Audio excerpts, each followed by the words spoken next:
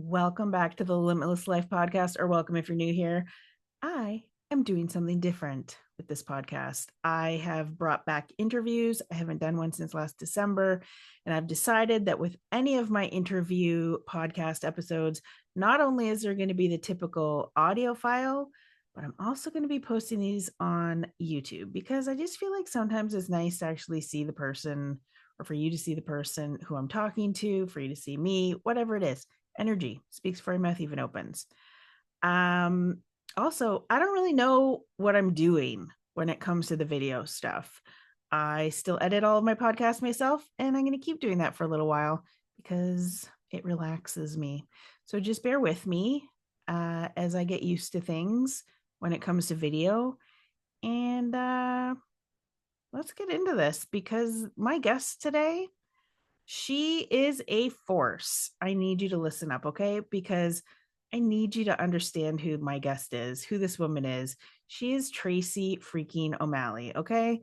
She is not just an Enneagram expert. She is the Enneagram. She'll look at you, maybe say 5 words, and she's already going to know the secret that you've been trying to hide under your perfect little to-do list. She's like a walking lie detector with eyelashes, okay? She's been through hell, addiction, trauma, all of it. And she has come out of the other side of that with more heart, more fire, and more integrity than anybody I've ever met. She's that rare mix of will cut through your bullshit like a samurai, and she's going to love you harder than you knew that you needed. Like, Tracy does not just help people lead or grow, she sees them. And if you're lucky enough to know her, you need to buckle up because you are about to meet the most powerful, no fluff, deeply soulful woman on this planet. Also, she's probably already typed you, and she's just being too polite to tell you that you're not actually a 3. So let's get into this interview. I'm just really excited to have you here today. You are actually my first guest since last December. Ooh, juicy. Yeah, I feel like this is a big kind of full circle moment. We've got that 6 degrees of separation thing going on. We know a lot of the same people. Shout out to this Samantha Parker. Love her. And yeah, I know, right? And it just felt like, yeah, this conversation was meant to happen when it was meant to happen. And I've just been really also drawn to the work that you do with the Enneagram, which we're going to get into, the way you use it. A lot of what you do aligns a lot with the way that I approach energy and subconscious work. We both use these tools as like tools, not labels. And you know what I love the most? I mean, there's so much I love about you. We are both Gen X women. Yes. Which feels very important to name here. We're like the feral children. Yeah. We were raised in that suck it up, deal with it, latchkey kid generation. And, emotional suppression was our superpower. Gold You're better stars. seen than heard, basically, was like the anthem of the 70s babies. God, yeah. And I think that for a lot of the people that listen to this, a lot of the women that listen to this podcast who have created success on the outside, they all have something in common, which is there's this disconnection underneath.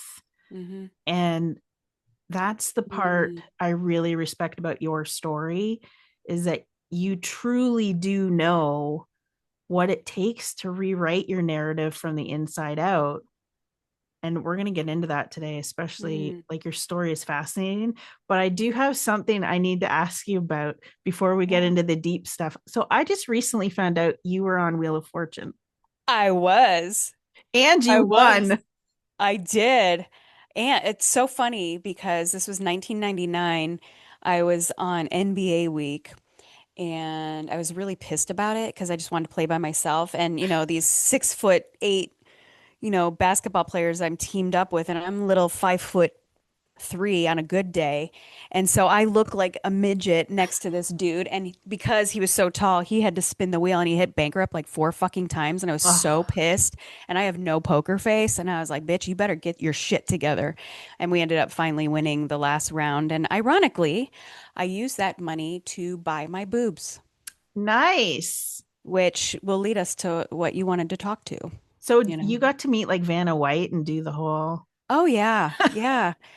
And it was like a 14-hour day, and I was always really good. Like I used when I was married at the time, I used to watch Wheel of Fortune. I could solve a puzzle like with 3 letters, and he was blown away. So he actually signed me up for it. I was like, "What the fuck are you doing?" He's like, "You're so good and your personality's great." And so you had to go to this audition, and of course they picked me. And so then we go to California and do this whole thing. Oh my God, that is And I so had babies. My amazing. babies were like 1 and 2 at the time. Like seriously, it was crazy. 1999. What was I doing? Oh, I was getting married in 1999. Yeah, Yeah, crazy. that's done Yeah. now. That's great. Same.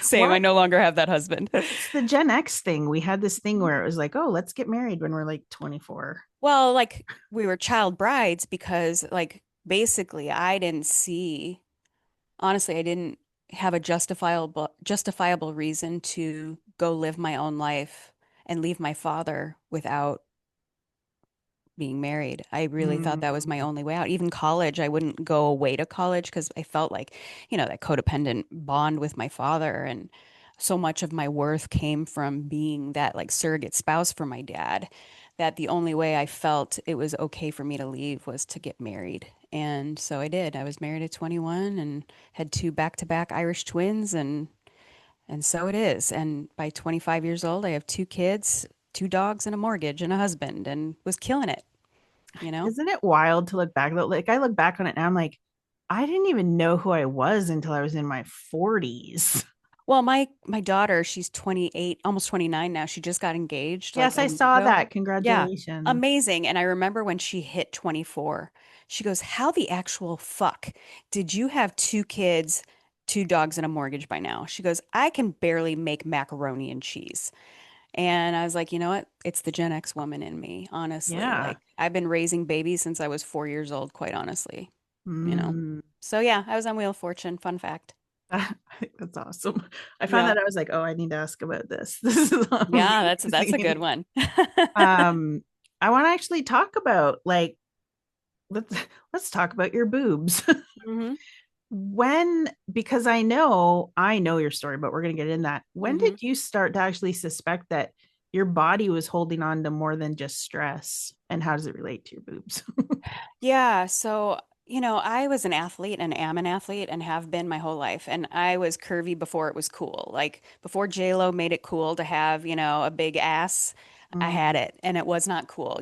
We grew up in the era of, Kate what was her name? Moss. Kate Moss, exactly. The waif shit. And I was never going to be that. And so I was like, well, damn, but I have the curves there, but I didn't have the curves there. And I wanted to be more proportionate and after babies and I was 25 years old and knew I was done. I was like, let me just make myself proportional. It was never to be like, pow, here I am. Looking back now, I see what I was doing. It was armor, it was armor. It was a way to keep people away from me more than I already do. I'm pretty much keep everybody at arm's length.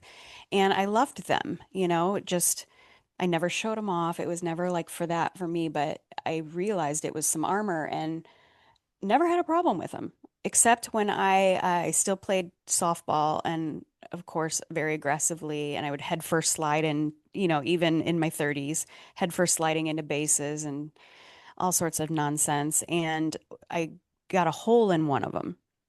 It was a very slow leak, no big deal, nothing that anybody but me would notice, and by then I'm divorced and don't really care and it doesn't seem to be affecting me. And then I get sober and I'm getting, I turned 40. I was like, you know what, my health, take care of some things. I was finally making some money after a divorce and getting, sober and all the things, and decided to swap them out. They were 15 years old at this point.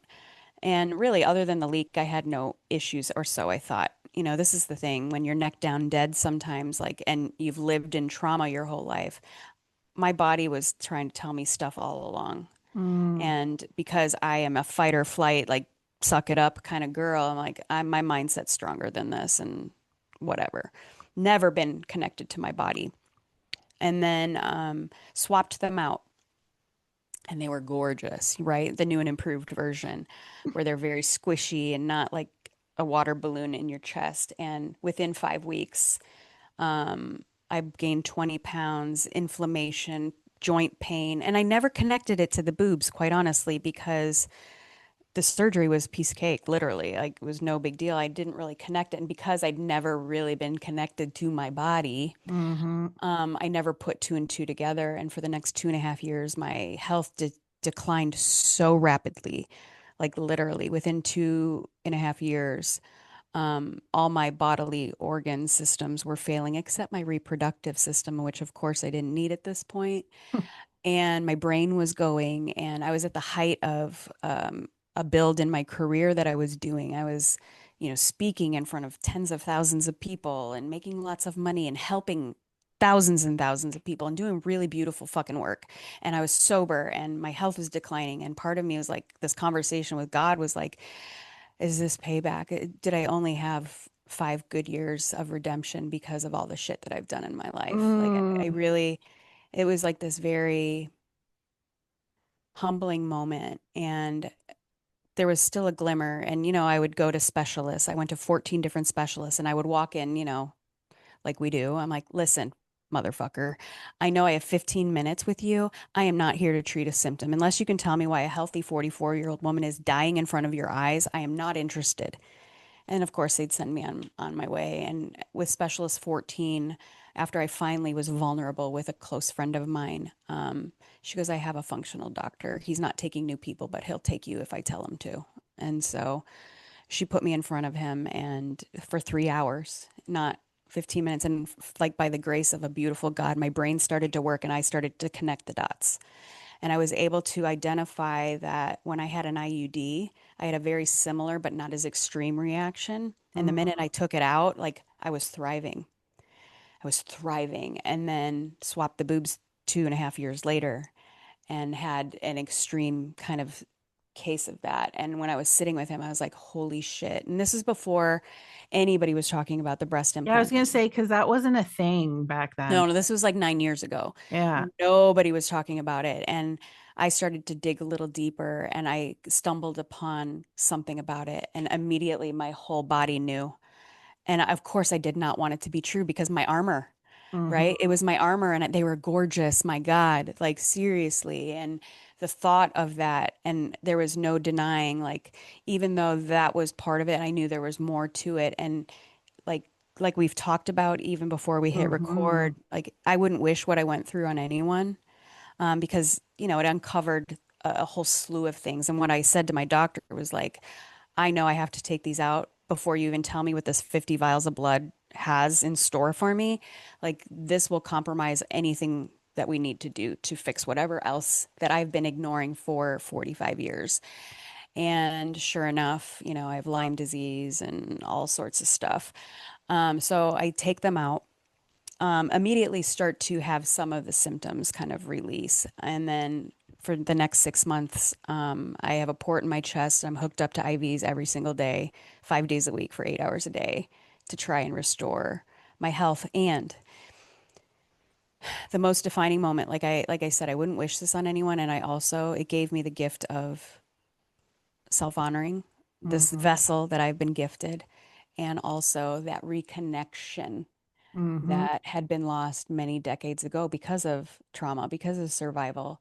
And as I was getting rolled into the operating room, of course, letting no one help me, nobody be there with me, I had this beautiful conversation with God that I will never ignore this beautiful vessel that you gave me to honor the calling that you have put on my life. And this will be used for something beautiful. And, I have a lifelong history with disordered eating. It was my first drug of choice as a 5-year-old, to calm the quiet, or to calm the chaos and create some quiet. So, like, although it was terrible and I'm stripped free of some beautiful 34Ds, what I have is so much more than that could have ever given me. And the first time I hugged my daughter after taking them out was so profound. I could feel my heartbeat against hers. And, my daughter's built just like me.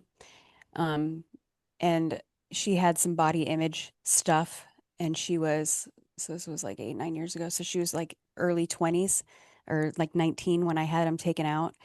And I'll never forget her looking at me the day I came home from the surgery. And she's like, I do look just like you. She goes, and you're the most beautiful thing I've ever seen. And it changed her body image from that day moving forward. And yeah, powerful shit. But what it did is it forced me to reconnect to the body and Yeah. parts of, I've done mindset for 25 years. I've done a lot of this work for 20, before it was a thing, I've been doing Yep. this work.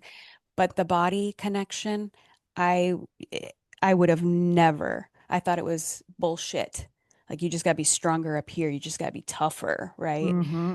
That moment humbled my ass so much that I understand the power of the vessel and the subconscious mind because of that experience. What was that like? Because you were like out there doing things and helping people. What was that like to not be able to do anything for 6 months? I remember when I was telling him like I was going to remove them, and he's basically telling me the protocol for the next 6 months. And he's like, every day, I'm like, and I have my day planner, because of course I'm paper and pen kind of girl. And I'm like, but you don't understand, doc. Like I have this and this and this. And he looked me straight in the eyes and he took my day planner and he shut it and he Mm, pushed it back to me. He goes, you will not see 2017 or 2018 if you don't do this. Jesus. And, I'm intense. And for him to just not miss a beat with me and straight shoot me, which most people won't because, the bite can be kind of aggressive. Mhm. And the compassion that he had, but also like he was not afraid to tell me that. And I understood the assignment. And I also knew like full transparency, like what I was doing, although I was crushing it and like I knew when I started that that was a stepping stone for what God had on my life. And that was practice. That was community. That was me practicing transparency and vulnerability because I'd never done it my entire life. I Mhm. was like the lone wolf tough girl, like, and I had the receipts to show that worked really well for me, but getting sober and community and interpersonal stuff like well, I deserved that too. And so I built community. And like I said, I was talking in front of 20,000 people doing really beautiful fucking work, honorable and authentic and true work and helping lots of people. And I was making a lot of fucking money. And my ego wouldn't let me stop, even though like I heard very clearly from God saying, like, okay, it's time for what's next. You've practiced long enough. But my ego and my bank account were like, yeah, that's cute. And God Mhm. was like, hold my beer. And I always joke, God gives my attention to my body and my bank account. And the body moment, it was sitting in those recliners, and I was sitting lined up next to, stage 4 cancer patients that no oncologist would take. That's how severe my case was too. Like seriously, like I was on death's door, quite honestly. And it was sitting in those recliners day in and day out. I saw very clearly what was next. And I was like, what the actual fuck though? Like, and I had been using the Enneagram all along, but nobody knew it. Like I was in the Mhm. Enneagram closet building what I built, using it as my tool to lead everyone, not just people like me, which was new to me. And it Mhm. was very clear that what I was about to do next was to use this. And I was very resistant to it, for a lot of reasons. But again, I got that time. I was very uncomfortable, not just, with like, holy shit, I'm about to walk away from that at the top of my game and where I'm so beloved and I do work and also I'm reconciling what I'm left with in this body and the vulnerability and it wasn't about the physical look of my body but it was like I'm coming back home and Mhm. reconnected to a body I had abandoned at the age of 4 like what the actual fuck so it was a lot all at once and also like I knew as a 9-year-old this is what I would be doing. I did. Mhm. But it took 30 years of rerouting and detours to finally get there. Which I love because I feel like and maybe it's a Gen X thing. I don't know. Cause it's the same with me. I didn't step into what I was supposed to be doing until I was in my 40s.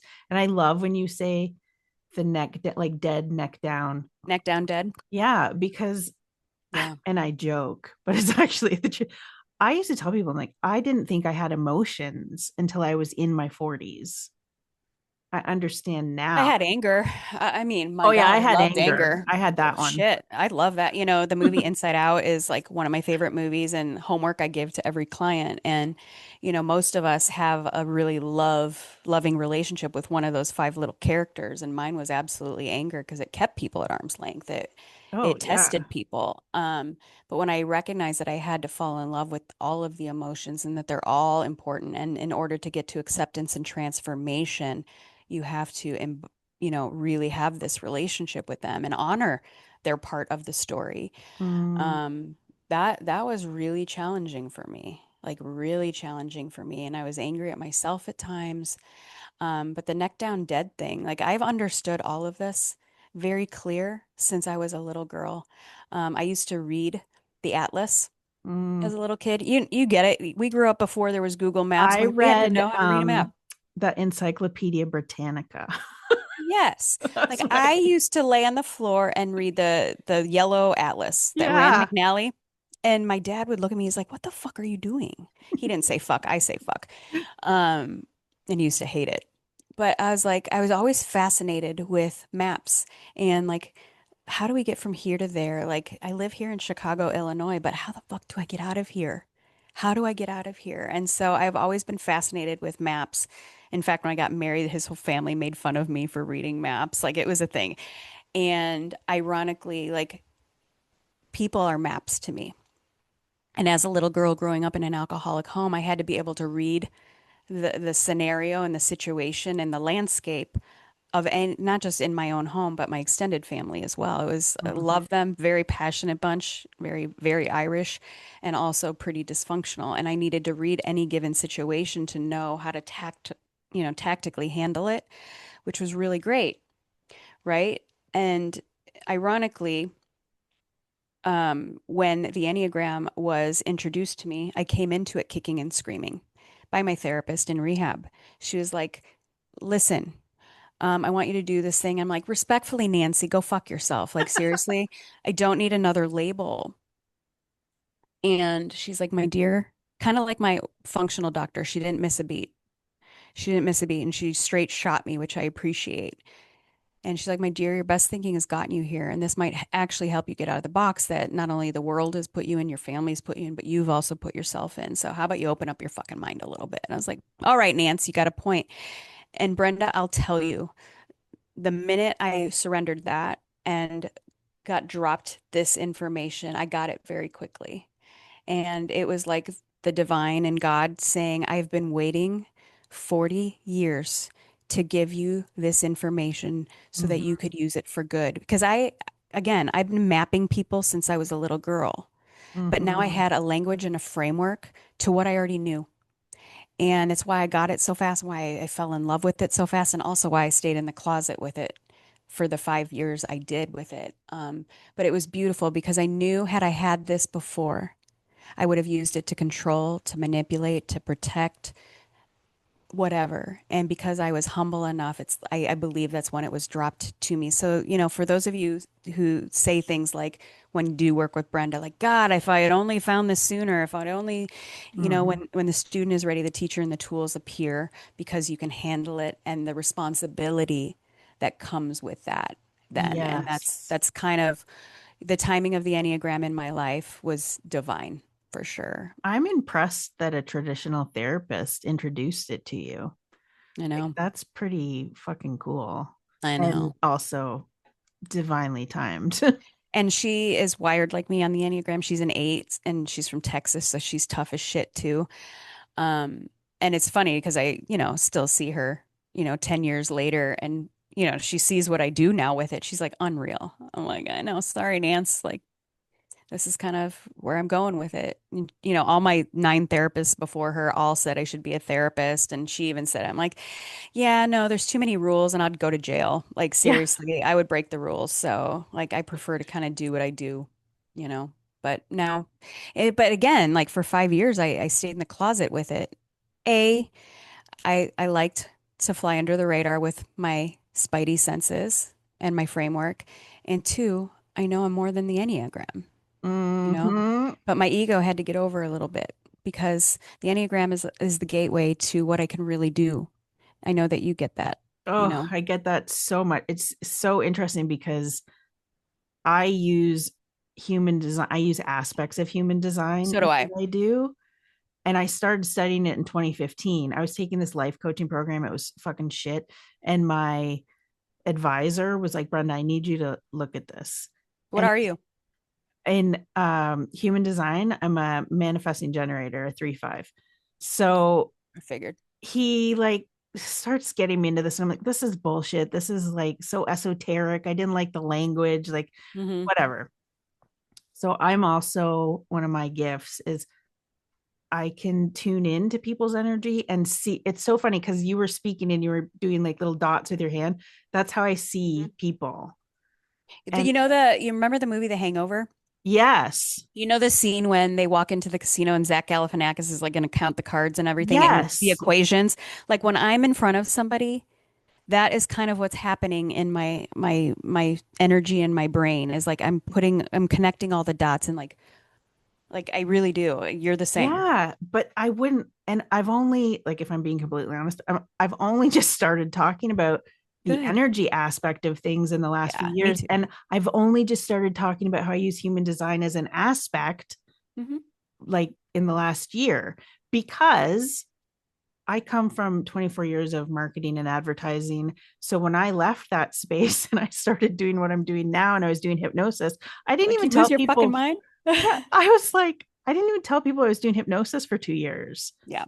But then what started happening was there was like executives at the company I was working at who found out and then they wanted to start working with me. It was just so Isn't interesting. it So fascinating? I love how you're like, I was in the closet and I didn't tell. I'm like, I know, I get it, I get it. But even Yeah. the energetic aspect of things, I did not want to be lumped in with all of the airy, fairy, fluffy fucking bullshit that is out there, even Same. with human design. People, they learn what their type is, and that's where they stop. There's so much more to it.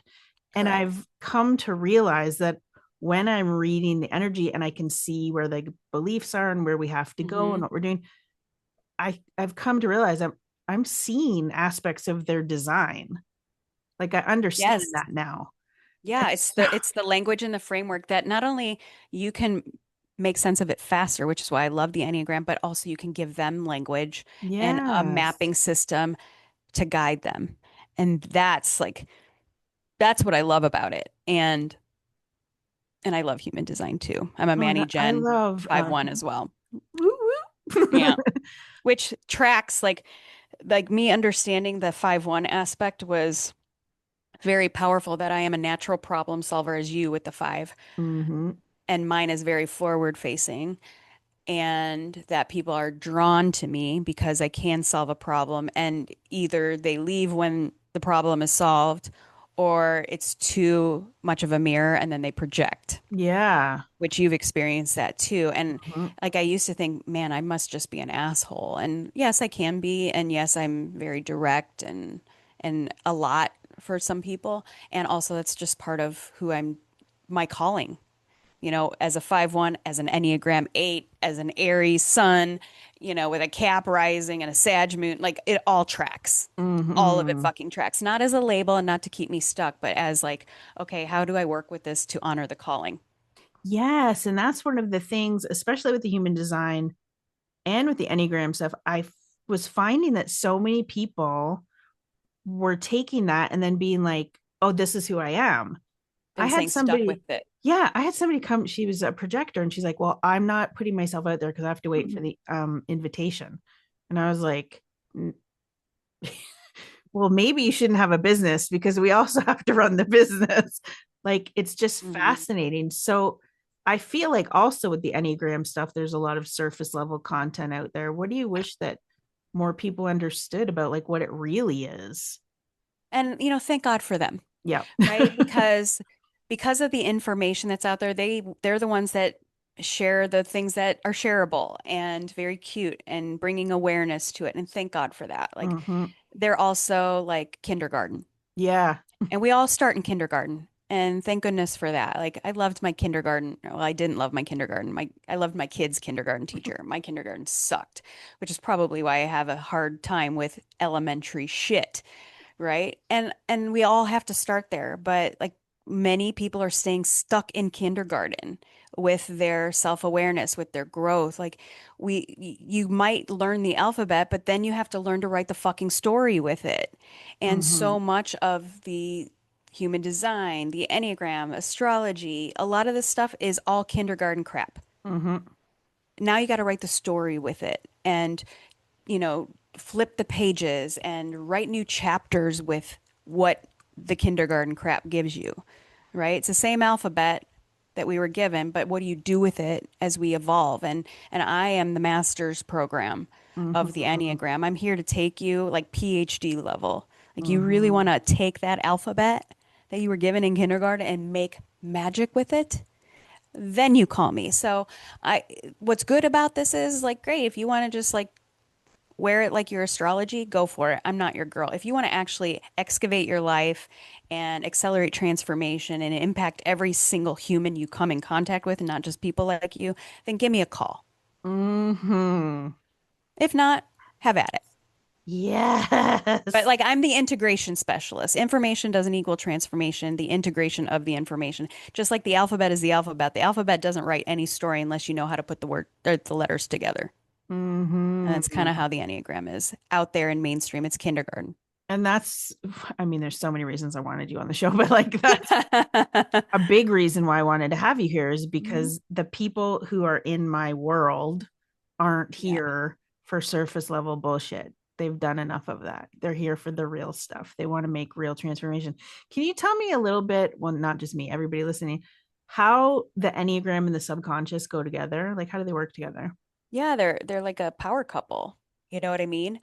Even back to the parts of my story and, the ones that you've told me, like being neck down dead, like I can't access any of like the subconscious mind. I can't access anything but free will up here, right? And what I will allow. And when I was learning the Enneagram, like I think so much of how we operate is behaviorally based Mm-hmm. on what we've, experienced and been taught, told, and modeled, right? And you will do what was done and taught and told and modeled. And I remember when I was getting married as a child bride and saying, I'm going to move away and I'm going to do it different and in some ways I did. And then all of a sudden I was like, got walloped with like, holy shit, if you don't repair it, you repeat it or it gets repeated and both. And that Mm-hmm. was the last thing I wanted. And so when I was introduced to the Enneagram, it took me to the root of the very thing that my subconscious mind and my conscious mind tried to protect at all costs. And when the Enneagram reveals itself, like what is at the root of it for me might be different than what's at the root of it for you, right? But it allows me to streamline it and like I don't like waiting in lines, not because Me I'm either. entitled or bougie, I just fucking don't. And I'm all about the fast pass at like Six Flags and things like that. And the Enneagram is like the fast pass to your subconscious mind to understand kind of what will always be at the root of it for you, what will kind of be the motive that your subconscious mind is trying to protect.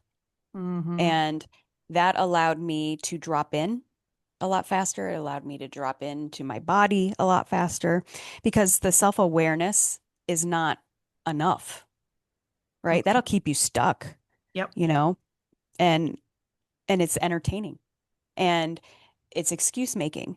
Like I've been self-aware for a long ass time, but like, what do I do with that? You got to get to the roots. And the Enneagram can help you get to the root of it for you specifically.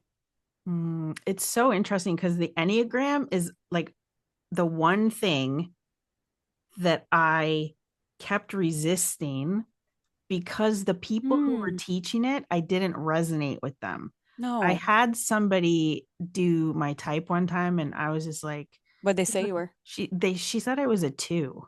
I'm like, that doesn't resonate with me, but okay. But like Hmm. it was just really weird.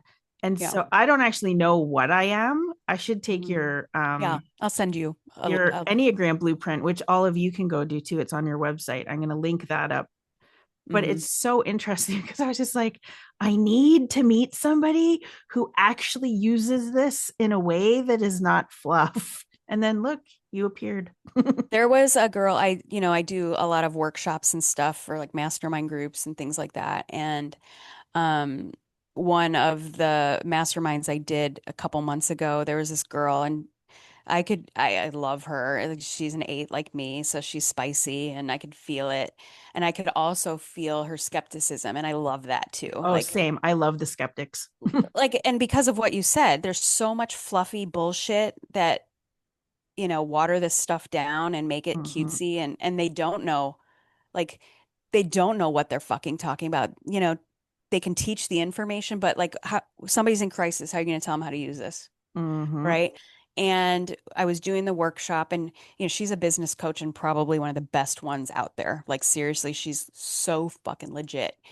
And all of a sudden I was talking and she started to cry, which Mhm. that's not. And she's like, now I know why I was resistant to the Enneagram. And she said to me, she goes, because I explained it kind of how she goes, I didn't want to go to kindergarten. She Mhm. goes, I was waiting for the master. And here you are. I'm ready for the master's program. Now she has me working with her family, her team, things like that, because it's like, yeah, like, it's powerful. It's powerful. And, we're more than our type. There's so many components to it that support who we are. And you'll appreciate this reference. Like, we grew up in the Rocky era. Mhm. And a lot of times I'll use that movie as like, especially for my Gen X people, anybody 40 and up will understand this. Anybody, 40 and under, I'll use like The Star is Born or something like that they may know. But if you think about Rocky Balboa, like, Rocky won, he steps into the ring and nobody could beat him the first time because, like, holy shit, he's like on fire, right? But the minute they saw him, because he didn't have range in who Mhm. he was, second, third time, he got his ass kicked, right? And it wasn't until he brought in like Mickey, his trainer, and Adrian, his wife, that brought strategy and grounding to him. They didn't come in trying to change who Rocky was, but they kind of like were the supporting cast, not just in the movie, but figuratively, like in his life. And the Enneagram provides like the supporting cast more than our type. Like, our type is like Rocky fucking Balboa before he had any range, right? Mhm. Amazing in his own right, but could only get so far. And I know if you're listening, you feel like that. You're like, I know I have more in me, but you're not leaning into the things that give you range. And the way the Enneagram is being taught does not give you range. And so that's why I'm so fucking passionate about the way I teach it, because when you understand the framework that's attached to your type, just like when Rocky understood the supporting cast that was here to honor who he was, he became the heavyweight fucking champion of the world. And many of us can be the heavyweight champion of our own world if we learn how to have that range. And Yes. tools like human design, tools like the Enneagram, when taught well, and when you're guided through what that looks like, can allow you to be that in your life and for every person you touch in your business, in your home teams, like all across the board. But it's one of those things where, like, I think people really think, like, oh, I'm going to go to Home Depot and buy a power tool and just know how to use it. And, like, you're going to hurt somebody or yourself. Like, I love a fucking good chainsaw, Mhm. right? But without the proper guidance, like, I mean, movies were made with the chainsaw, right? Like, it's a Especially in our powerful, beautiful. era. Exactly. But there's other tools out there that can be weaponized too, just like the chainsaw, like human design, Enneagram, fucking the Bible, for crying out loud, can be weaponized. So, like, you have to have the right tool with the right guy with the right intent in integrity. When you Mhm. do, congratulations, you are a heavyweight champion of your world. I think there's also something to be said about, you know, using these tools and also teaching them. We've lived stuff. We're in a generation, a cycle of our life where we can really start to step into our purpose. Now it's really starting to flower now. Hmm. And so I feel like sometimes a lot of the younger people, it's like, okay, but you haven't lived yet. And I get that. Mm-hmm. And, like, do your due diligence. Like, you absolutely want somebody who has not only mastery in a methodology and a tool like you and I do, Mm-hmm. and also like I want somebody who's lived some shit.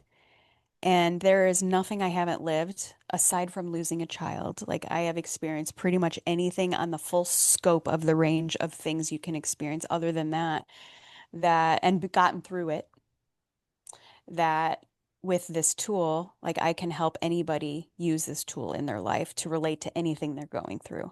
And I Mm-hmm. have worked with people who have lost children. So like, things like that. Like I love the wisdom and experience that comes with our age. Like Oh my God, me too. I'm obsessed with it. Same. And I think when I was around 45, because I left corporate in 44 or Mm-hmm. at 44. And when I was around 45, I started to have this deep fear that I was Mm-hmm. running out of time. And Just then getting I started, started baby. to realize, oh my God, no. Like Mm-hmm. and I tell this to all my clients who come in. I'm like, Yeah, no, the 50s are so good. Like everything they just are. changed. And even the 40s, it's like this redirection. Things are shifting and you're getting back on path. Like this is a great time. It's so, it's great because, you know, my kids' friends, my friends, a lot of people call me Mama T, right? And it's because I do, some people dysfunctionally probably have called me that at times. But it's one of those things where with the wisdom and experience that comes with my age and the life that I have lived, like I can nurture, I can guide, and I can protect in ways that a lot of people cannot. Mm-hmm. And, when I can give a tool like that along with that kind of um, respect, Mm-hmm. like, wow, it's so fun to watch people transform right before our eyes, Right? for all the right reasons, right? Yeah, Not about ego. Like, yeah, we're here to run a business it's beautiful. but like it's impact for me. It Oh, really is. same. And that's it's interesting because I was like, I really want to have you on my show. And one of Mm. the things I really loved and respected about what you said was because I asked, I was like, is there anything you want to promote? You're like, I'm here to serve your people. Yes, because for me, it's about the impact. The money, yeah, obviously we all love money, but that's the gravy. It's like what you said, when we can help these people reconnect to themselves, or in some cases connect to themselves because they've never been connected, and you watch them get this clarity and go through this transformation. Like, how does it get any fucking better than that? When I Watching them. honor the calling that I know was given on my life, that I knew very clearly at 9, this would be it. Again, reroute all the things. Whenever I honor the calling, the rest falls into Yeah. place. It always does.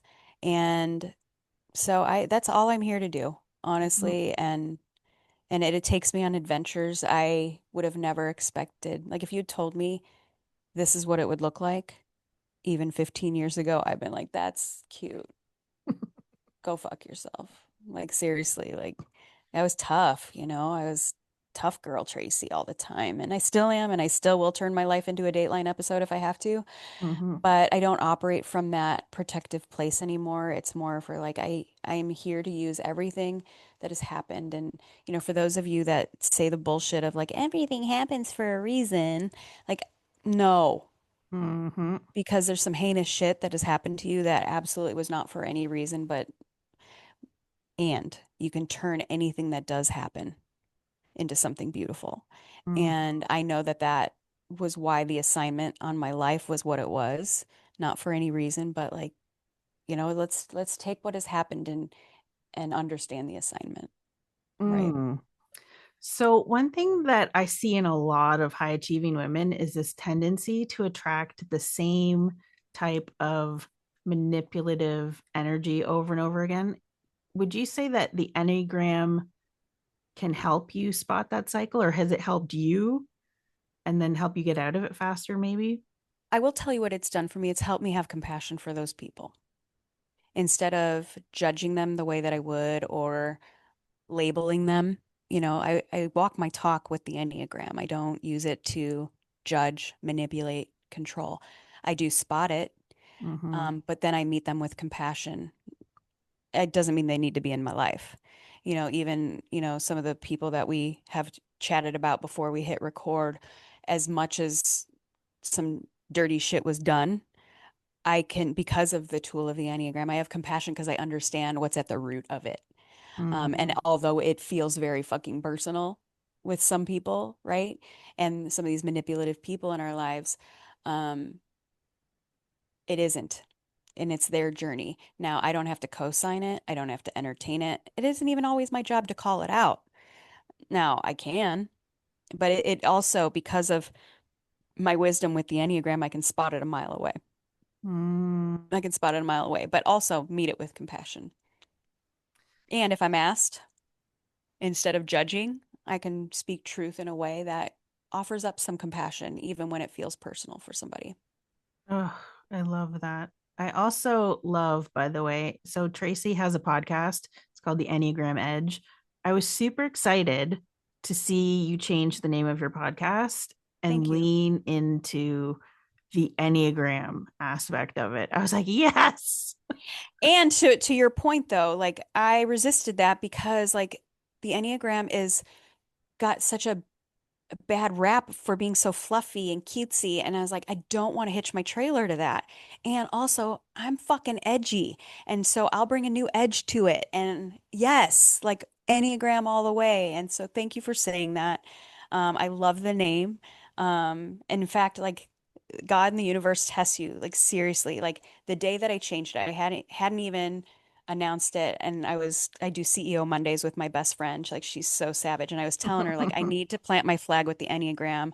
My ego is over it now. I know how important it is for me to own it because they do need me to be the authority in this space. They do need the master's program to speak on it, but I don't want to be basic as fuck. I just don't. I'm not. And so we were brainstorming, and the minute I heard the name, I was like, yes. And so I Mm. changed the name. Literally that night, I get this email in my inbox from some beautiful little girl, bless her heart. It is her first rodeo, who had the name for her podcast. And she's like, oh, my whole brand is going to be on this, and like, blah, blah, blah, blah, blah. And of course, I didn't respond. I was like, oh, and I went to look at it. I was like, okay. So I called my trademark attorney immediately. I was like, let's trademark this shit because it's my book, it's my methodology. I have a whole edge formula, like using the tool of the Enneagram to honor your edge, own your edge without going over the edge. You know what I'm saying? And Mhm. so thank you for saying that. I'm obsessed with it. I'm obsessed with it. It'll probably be the book one day, the way that I talk about the Enneagram. Yeah, I also love that you just talked about the edge because Hmm. that is your methodology. Can you just tell us a bit more about that?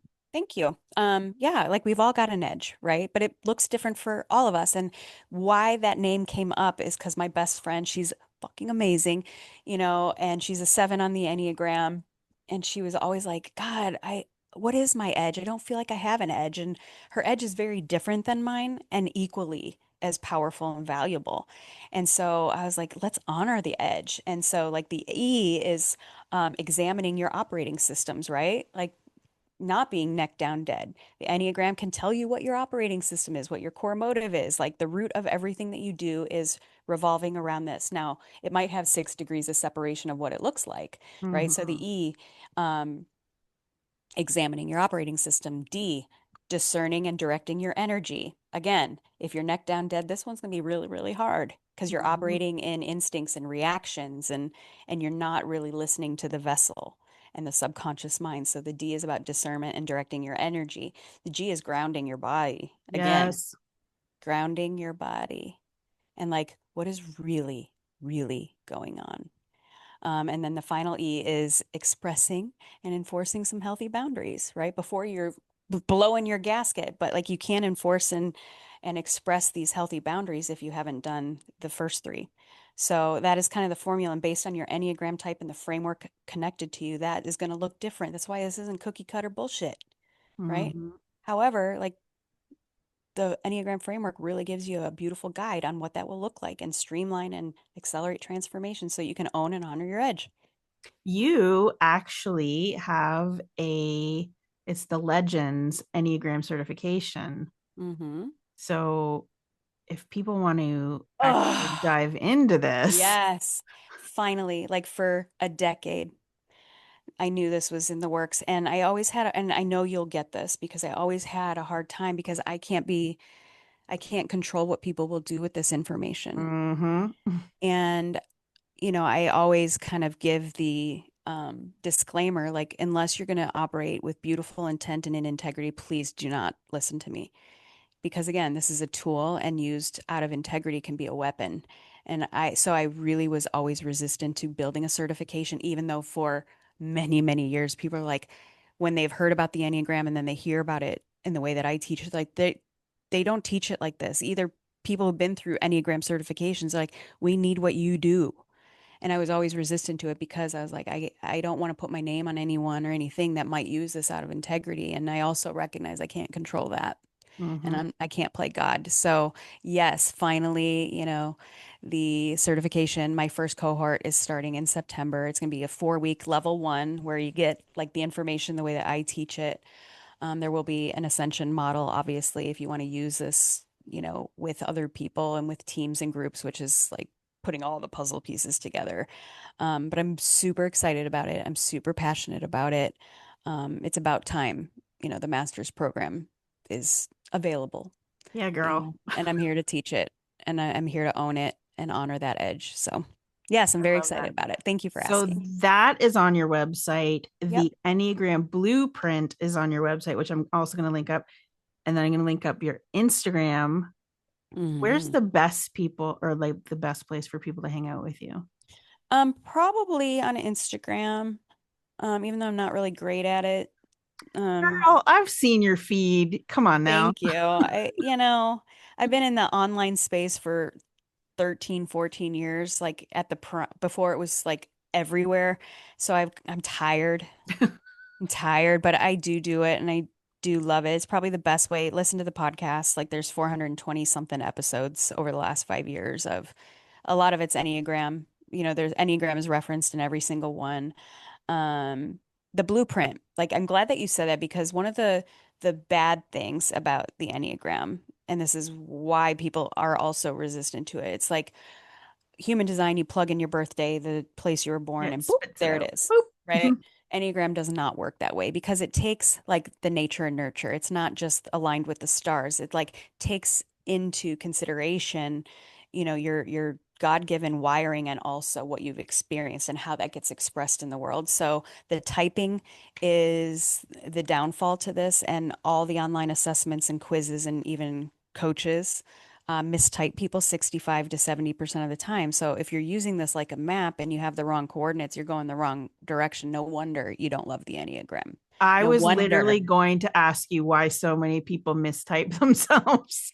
Well, because there's components to the Enneagram, like the shit you've experienced in your life, that can alter the expression of your true natural divine blueprint and calling, that it's behaviors. And so my assessment, my blueprint is over 95% accurate. I've tested it thousands of times, and yes. So if you want to use this tool, you got to have the right information. If you want the right information, get my blueprint. And then you can either kind of dabble with it on your own. You can listen to the podcast, you can take what you need, leave the rest, or you get the guide and I fast pass you right to the front of it. Oh my God, this episode, I'm in love with this conversation. So juicy. I always ask this question when I have Hmm. guests on. What does living a limitless life mean to you? Mm. Not being in my head so much. For 40 plus years, that's where it kept me safe and it kept me surviving. And I have lots of reasons why that was good, Mhm. right? But to live limitless, you have to do the things that don't always make sense from the neck up. And really honoring myself from the neck down is where everything was off limit. Everything is on the table. Everything is possible. The minute that I bring the head, the heart, the gut, the mind, body, spirit all together. And when we do that and honor the whole flow of that, anything's possible for any of us. Mm, The more I'm in love tune that. with that, like seriously, I'm not afraid of shit. Even though my head gets squirrely sometimes, and my brain, which is very strategic and calculated, hello, Capricorn rising, like seriously, like it can do a lot of shit that's good and also keep me stuck. So staying in the edge formula and honoring that, like anything's possible. And the calling that's on my life is grand, and it is for you too, listening. Mm. And so like that's why the work you do is so fucking important. I just, and I love listening to you because like I can literally feel the passion coming out of the screen. It And is. even when I listen to you on your podcast, like you can Mm, feel the passion. And I think that's, thank you. I mean, it's just, it's It's the real beautiful. deal. Yeah. And it's powerful. And Thank you. I'm super appreciative that you spent this time with me having this conversation. So thank Absolutely an you. honor. Thank you. Yeah, Absolutely an honor. It's about time we met. it really is. Yeah. This was the conversation that had to happen. Appreciate you. You too.